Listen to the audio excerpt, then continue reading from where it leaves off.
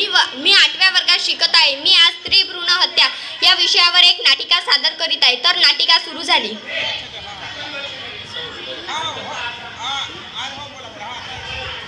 मारू नको ग आई. आई मी बोलते, तुझी परीच म्हणते ना मला. पण मी तुला आई तरी कशी म्हणू ग? कुणी कुणाला उगाच भेटत नाही, तर त्यांचे जन्मोजन्मीचे ऋणानुबंध असतात. आपलेही असेच ऋणानुबंध आहेत का ग आई? सांग ना ग आई.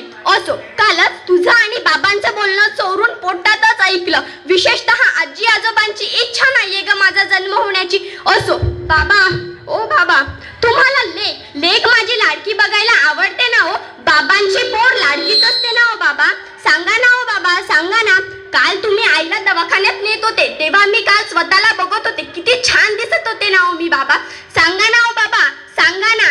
आजी, ए आजी, तसं देत जाऊ नकोस ग औषध. खूप कडू होतं ते, त्याचा मला खूप त्रास होत होता.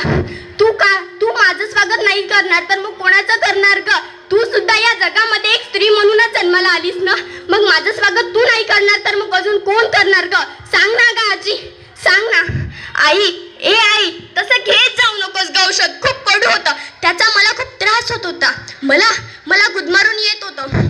पण मला कळते तुझी कोंडी, तुझी घुसमाट. पण खर्चाचं म्हणशील तर मी तुला उगाच त्रास देणार नाही आहे. ताईची जुनी कपडे घालीन, ताईची जुनी दप्तरं नाही, शाळेत जाईन, खूप मोठी होईल व माझ्या हुंड्याची तयारी सुद्धा करेन आहे. जसे जिजामाता, सावित्रीबाई फुले यांच्यासारखा समाजामध्ये खूप मोठा आदर्श निर्माण करीन आहे. मला या जगामध्ये येऊ दे आई, मला या जगामध्ये येऊ दे. उद्या तू मला काढण्यासाठी दवाखान्यात जाणार आहे. याचं मी दुःख मानू की सुख मानू? सांग ना ग आई, सांग ना. बघा, मी या नाटिकेतून परी या भूमिकेत नाटक सादर केलेलं आहे. मी माझ्या आईला सांगत होते की मला मारू नको.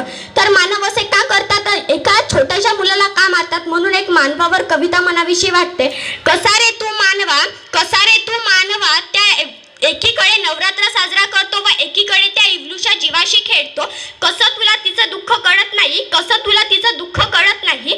ती सुद्धा एक जननी आहे, ती सुद्धा एक माता आहे, ती सुद्धा एका आईप्रमाणेच आहे. मग तू तिला का मारतो ग? म्हणून तू तिला का मारतो रे? सांग ना रे. तिला या सुंदर इवलूशीला हे सुंदर जग बघू दे, हे सुंदर जग बघू दे. धन्यवाद.